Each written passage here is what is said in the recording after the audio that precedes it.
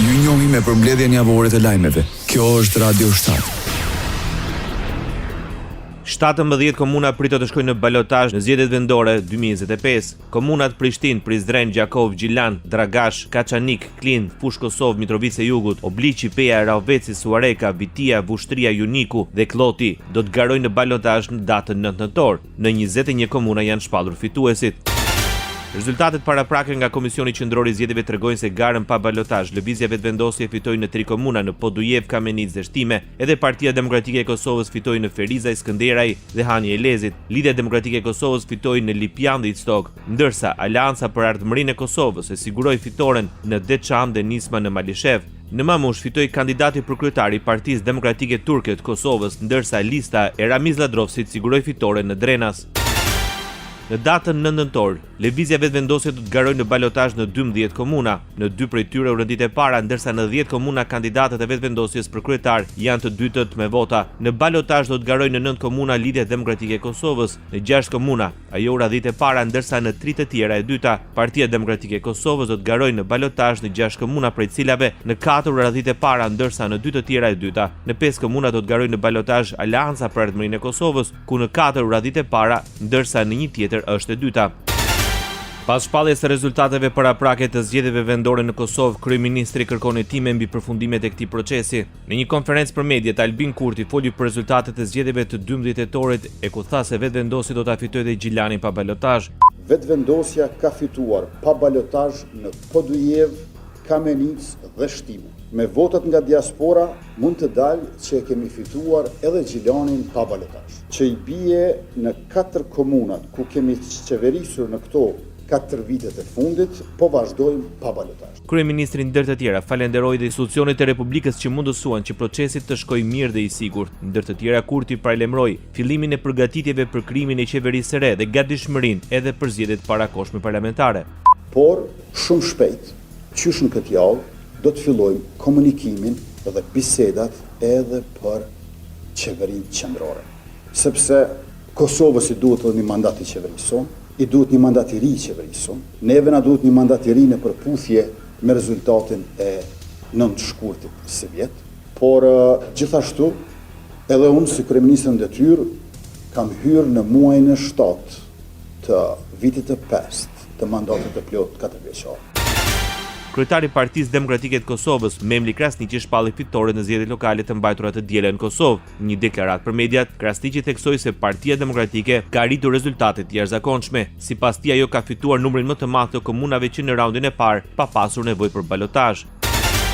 Kryetari i Aleancës për Ardhmërinë e Kosovës, Ramush Haradinaj, e vlerësoi procesin zgjedhor të suksesshëm dhe demokratik. Kosova ka pas një ditë suksesshme zgjedhore, pra një proces suksesshëm zgjedhor, edhe shpari më lejoni me i falendëru gjithë që ky proces zgjedhor të jetë kaq i mirë, pra qytetarët që kanë marrë pjesë në numër të respektueshëm, institucionet që kanë bërë organizimin e zgjedhjeve, që nga KQZ, gjithë mekanizmat tjerë, komisioner, përshkues, Policinë e Kosovës, të gjithë që kanë asistuar. Haradinaj theksoi se Alianca për Ardhmërinë e Kosovës ka garuar në 25 komuna për kryetar dhe në 28 komuna për asamble komunale, duke theksuar se partia ka shënuar rritje të numrit të asamblistëve. Dëshiroj me ju informu se mbas të informata tash me një pjesë kemi edhe zyrtare nga KQZ, po sidomos nga komisionerët tonë dhe stafet tona komunale. Pra Alianca ka shënuar një fitore për quj historike, për faktin se ka një fitore ma binqe në komunat ku ka qeveris. Ai falenderoi komisionerët, vëzhguesit dhe qytetarët që mbështesin partinë këtë proces. Policia e Kosovës deklaroi se procesi zgjedhor kaloi pa incidente. Sipas njoftimit të policisë, angazhimi dhe zbatimi i planit policor, bashkëpunimi dhe koordinimi institucional ndikojnë në mënyrë pozitive që i tërë procesi zgjedhor të kalojë qetë dhe pa incidente madhore që do të kishin penguar apo të cënuar procesin zgjedhor. Dhe në këto kushte, duke vlerësuar në aspektin e sigurisë, procesi zgjedhor ka kaluar i qetë dhe pa incidente serioze. Policia e Kosovës njoftoi për regjistrimin e 2 rasteve të cënimit të fshehtësisë së votimit, një në fshatin Bare në Mitrovicën e Jugut dhe tjetra në Gjilan. Bashkimi Evropian përshëndeti mbarvajtjen e procesit zgjedhor në Kosovë. Një zëdhënës i Unionit apeloi që përfituesit në raundin e parë të ketë një certifikim dhe zbatim të shpejtë të rezultateve të zgjedhjeve përmes një tradicioni të rregullt të qeverisjes lokale. Për komunat e tjera ku do të mbahen zgjedhjet e balotazhit për kryetar bashkie, ne bëjmë thirrje për një zhvillim po aq paqësor konkurrues dhe gjithëpërfshirës më 9 nëntor, porosit i zëdhën si Bashkimit Evropian. Radio 7, zëri pozitiv i qytetit. Presidenti i Kosovës bën thirrje për formimin sa më shpejt të qeverisë së re. Unë shpresoj shumë që do të kemi sa më parë qeveri të Republikës së Kosovës me mandat të plot kushtetues, sepse siç e dini qeveria në detyrë ka kompetencat e limituara sipas ligjit. Vjosa Osmani shpreson që partitë të gjejnë një gjuhë të përbashkët për arritjen e një marrëveshje në formimin e shumicës qeverisëse. Dhe tani nga data që është nominuar janë 15 ditë, natyrisht që afatet rrjedhin, mirë po negociatat për koalicione bëhen vetëm ndërmjet partive, apo në rastin konkret edhe mund të bëhen edhe me deputet, por janë diskutime mes partive politike në të cilat si presidente nuk do duhej të ndërhyja. Mandatin për formimin e qeverisë ka kryeministri në detyrë Albin Kurti. Kryeministri mandatuar në Kosovë Albin Kurti zyrtarisht ende nuk ka zhvilluar komunikimet për formimin e kabinetit të ri. Shefi i qeverisë njoftoi se ditët e fundit ka qenë i angazhuar me analizën e rezultateve zgjedhore. Tepër shumë punë këto ditë, analiza e rezultateve nga qendrat, na duhet ta shohim kontributet që kanë pasur fushatat nëpër komuna me rezultatin që kemi arritur, në mënyrë që sa më shpejt të fillojmë me fushatën për balotazhe. Andaj dje dhe sot nuk kam arritur ende që të zhvilloj ato komunikimet, por po e bëjmë një plan edhe për këtë gjë, i kemi më shumë se 10 ditë. Ishte Albin Kurti.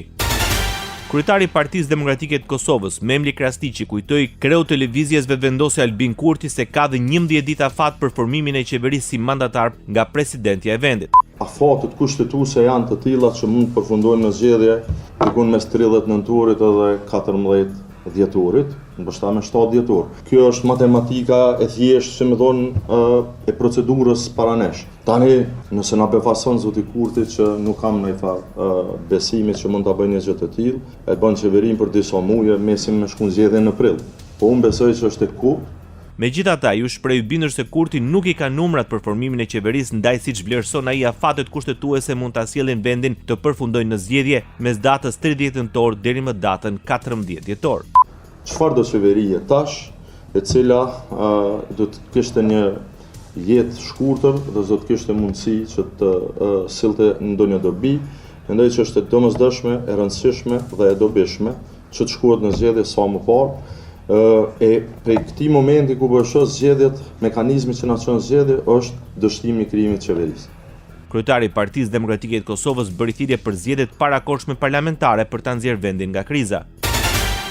Lista serbe ju drejtua sërish gjykatës kushtetuese të Kosovës lidhur me zgjedhjen e nënkryetarit të kuvendit nga radhët e komunitetit serb, duke pretenduar se janë shkelur kushtetuta, rregullorja e punës së kuvendit si një akt gjykimi më parshëm i gjykatës kushtetuese. Po ashtu kemi kërkuar vendosjen një mase të parakohshme për të ndaluar veprimet antikushtetuese që mund të shkaktojnë dëme të pakthyeshme, thuhet në njoftimin e listës serbe, partisë kryesore të serbëve të Kosovës që gëzon mbështetjen e Beogradit. Kuvendi i ri i Kosovës u konstitua më 10 tetor me zgjedhjen e Nenad Rashiqit si nën kryetar nga radhët e komunitetit serb. Zgjedhja e tij u bë pasi të 9 deputetët e listës serbe, ndonse u hodhën 3 herë në votim, nuk morën votat e nevojshme. Dialogu Kosovë-Serbi dhe rrugtimi i Serbisë drejt Bashkimit Evropian ishin në thelb të takimit ndërmjet presidentes së Komisionit Evropian Ursula von der Leyen dhe presidentit Aleksandar Vučić. Në konferencën e përbashkët për shtyp të mbajtur në Beograd, von der Leyen tha se Serbia kishte marrë vendimin për t'u bashkuar Bashkimit Evropian 2 dekada më parë dhe pret prej saj një rritje më të shpejtë të parafrimit me BE-n. Ndërsa presidenti i Serbisë, Aleksandar Vučić, tha se bisedimet duhet të vazhdojnë në një ton konstruktiv. Nuk dua ta shfrytëzoj këtë rast për të kritikuar askënd, vetëm dua të them se për tangot duhen 2, deklaroi presidenti serb. Sipas tij, antarësimi në Bashkimin Evropian për Serbinë është një angazhim strategjik dhe përparësi e politikës së jashtme. Presidenti i Komisionit Evropian pas vizitës së saj në Kosovë shkruan se Unioni mbetet i përkushtuar ndaj një të ardhme ku të 6 partnerët e Ballkanit Perëndimor janë pjesë e BE-s. Për këtë është e rëndësishme që Kosova të vazhdojë të ndërtojë institucione të forta dhe të ulë tensionet të vend. Gjithashtu Kosova duhet të finalizojë hapat e nevojshëm për të përfituar nga plani i rritjes, shkruan von der Leyen në mesazhin e saj të shpërndarë në rrjetet sociale. Presidenti i Kosovës Vjosa Osmani pas takimit me presidenten e Komisionit Ursula von der Leyen shkruan se nga Kosova pritet të ecë përpara me përkushtim, me reforma të suksesshme dhe me besim të palëkundur në të ardhmen europiane. Përmes një postimi në rrjetet sociale, kreu i shtetit në Kosovë deklaron se me von der Leyen është diskutuar dhe për zbatimin e planit të rritjes dhe heqjen e masave ndaj Kosovës. Aktualitet. Dhomat e specializuara të Kosovës në Hag vazhdojnë masën e paraburgimit ndaj ish-presidentit Hashim Thaçi. Vendimi u mor në datën 10 tetor nga kryetari i trupit gjykues Charles Smith III. Trupi gjykues ka konstatuar se ka mungesa të informacioneve që do të justifikonin paralajmërime se Thaçi mund t'i aratiset drejtësisë në rast se lirohet. Por trupi gjykues është i bindur se i akuzuari mund të pengojë procedurat e dhomave të specializuara të Kosovës dhe të kryejë krime ndaj atyre që perceptohen kundërshtar të UÇK-s, duke përfshirë dhe dëshmitarët që kanë dhënë ose mund të japin dëshmi edhe në procedura penale. 14 nëntori është caktuar si datë për përfundimin e çështjes së mbrojtjes, ndërsa para shtresat përfundimtare të procesit dhe deklaratat mbi ndikimin e krimeve të pretenduara planifikohen të paraqiten më 22 dhjetor. Emisari special i presidentit të Shteteve të Bashkuara të Amerikës Donald Trump për misionet e posaçme Richard Grenell kritikoi Bashkimin Evropian për qëndrimin që mban ndaj gjykatës së Hagës. Ai akuzoi këtë të fundit për ndjekje politike ndaj ish-presidentit të Kosovës Hashim Thaçi.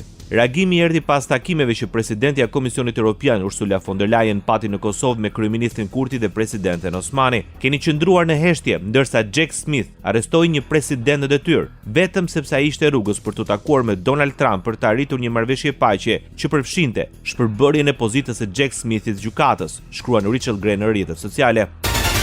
Opozita në Serbi kërkon nga Bashkimi Evropian të dënojë shtypjen e protestave nga pushteti. 4 parti politike europiane në Serbi i bën thirrje presidentes së Komisionit Evropian që të dënojë shtypjen e protestave të opozitës dhe studentëve në Serbi. Partia Demokratike Europiane, Partia e Gjelbër Europiane, Partia e Socialistëve Europian dhe Aleanca e Liberalëve dhe Demokratëve për Europën i kërkuan Brukselit të qëndrojë në anën e tyre që mbrojnë demokracinë në Serbi dhe të mbështesë thirrjet e studentëve dhe opozitës për zgjedhjet parakohshme.